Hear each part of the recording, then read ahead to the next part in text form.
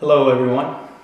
Today we're going to talk about a debate that I recently saw between Sam Harris and Ben Shapiro, and some of the ideas in there, and mainly some points that each made that I disagree with. First of all, let me say it's hard for me not to like both of these guys because generally they like arguments, and that's sort of where I'm coming from as well. But I don't see always that their arguments are 100% accurate or founded or based on premises that I think are true or their conclusions are quite correct. So what I want to do today is focus on a couple of those arguments. The first point I take issue with is something I've heard Ben Shapiro say a few times lately, but it seems to be a burgeoning meme from the religious right, which is that Western free market capitalism of the kind that was created in the United States is a natural outgrowth of what he calls the Judeo-Christian influence on society. No. To me, that's like saying that your brand new set of dental implants would not have been possible without the influence of Mike Tyson on your teeth. First of all, how did Christianity and Judaism get hitched up in a hyphenated marriage? I mean, they're perfectly compatible belief systems as long as you don't consider that each believes the other is dead wrong about who God is and who's going to heaven or hell or minor details like those. And somehow all of that is to be credited for the introduction and proliferation of reason and ultimately the Enlightenment and therefore the United States, etc. I'm not buying that, not one bit. Somehow I don't think that Galileo, staring at the same four walls of the prison of his house arrest, probably considered that it was the Catholic Church that was responsible for his heretical acknowledgement of planetary motion around the sun. In any society throughout history, even the most tyrannical or communist, survival still depended on reason, logic, and some semblance of a free market, even if those markets were underground black markets punishable by death. The best one can say about the relationship of Judeo-Christian societies to the Enlightenment is that they accidentally left people alone long enough for them to hear themselves think occasionally, which allowed more people to discover more facts about reality, which in turn forced reformation on those who used religious dogma as a weapon to enslave those societies. Shapiro is putting the cart before the horse here. It was reason and logic that produced the weakened modern Judaism and Christianity, not the other way around.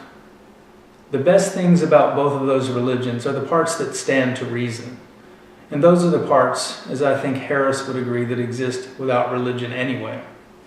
Then there's the major question that comes out of all of that in every one of those debates between the religious and atheist, which is as follows.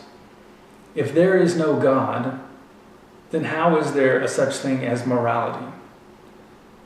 This has been the crux of every debate that I've seen between Sam Harris and any religious opponent. And he's never been able to address it successfully because he hasn't yet seen it as a question of political philosophy. And the answer is obscured by his own left-leaning worldview. But resolving the problems that the best minds can't resolve is what I do. So here it goes. Morality without God is rooted in the survival and proliferation of the species throughout the universe.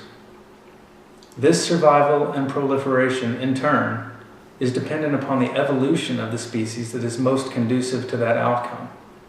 That successful evolution is dependent upon the political philosophy that governs each society of those human beings. And that brings us full circle back to the question of which societal structure best meets that goal. The answer to that question is still a laissez-faire capitalist society that enforces the non-aggression principle. Note this is the exact relation that we just discussed that says that the Enlightenment developed because certain societies, which Shapiro was quick to note were Judeo-Christian societies, were free enough that the greatest minds had some measure of non-interference plus time that allowed them to produce and record thoughts that became the building blocks of even freer and less dogmatic societies. This freedom is necessary because the intellect needed to make each leap forward in this evolutionary journey is not a governable entity. It arises from the cacophony of free interchange among uncontrolled individuals. Creative geniuses who come from unpredictable backgrounds and socioeconomic conditions are the greatest commodity of humankind.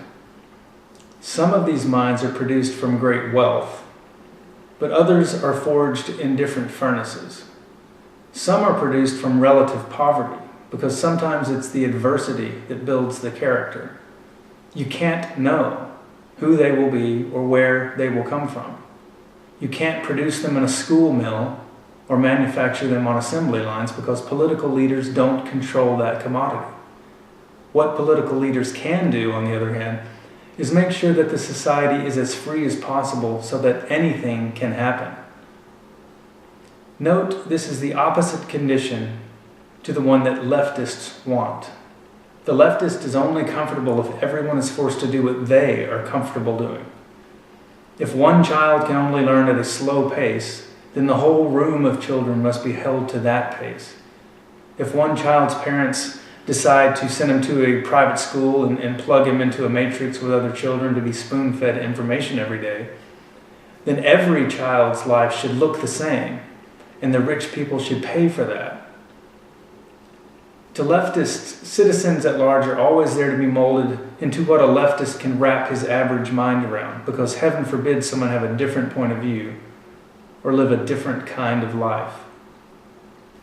In this regard, and many others, the leftist has a lot in common with the legacy forms of Judaism and Christianity.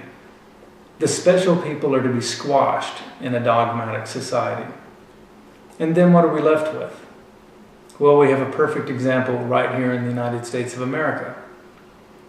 In the U.S., in the inner cities especially, those with the lowest IQs and the least ambition are held up as heroes and encouraged to procreate with unfettered access to free money stolen from those who were intelligent enough and frankly civilized enough to have worked hard and saved their money, often by not having children until they thought they could afford to raise them responsibly. But this condition increasingly never happens for good people, because any extra money made by anyone is targeted by the left for confiscation and redistribution to those less deserving, while making themselves rich, of course, first of all. That's the primary concern of the leftist. This condition, the welfare state, has resulted in reverse evolution. It's the survival of the least fit and the childless death of the most fit. That's the definition of immorality and the opposite of morality. This is the mental block that Sam Harris must get around in order to find the clear answer to the question of morality without God. Because the answer to the question is the same as the answer to the question of why capitalism is better than socialism. And that is the unification of political philosophy and godless morality. It's counterintuitive for someone who values force-funded government education institutions like Harris. You can't whine about George Bush not giving someone else's money to a university to fund stem cell research and at the same time understand morality without God. There's a fundamental difference between persuading another human being to voluntarily contribute to your cause with reasoned dialogue and threatening him with murder if he doesn't do it. This is not a minor technicality, Mr. Harris. Reason did not grow out of a Judeo-Christian society, except insofar as the boot of Judeo-Christianity was inadvertently and intermittently lifted off the neck of those with reason in those societies. And the same relation exists with so-called secular religions and reason. I'm talking about the leftists, of course. It is the same morality that demands that leftists take their boots off the necks of citizens to fund even what one may believe to be benevolent causes, so that the blessings that leftists claim to represent can naturally occur. In short, the healthiest evolution of the species is moral, and that is naturally achieved as a result of the kind of society which all men of reason also understand innately to be the moral society. The one where forced redistribution of wealth is not to be tolerated, any more than other forms of fraud, theft, and murder by other names. This is the kind of society in which a person is most likely to get what he deserves, whether good or bad. It's also the kind of society where even the least deserving of human beings have the highest probability of a life that is worth living. And that is the society where unexpected blessings happen naturally, Like a couple of bicycle shop owners learning how to fly while the rest of the world looks on in astonishment. When you crunch all of the numbers, what you're left with is a fundamental equation. Morality equals freedom. Thanks for watching. If you enjoyed this video, please consider supporting the channel. PayPal, Patreon down below. Thank you.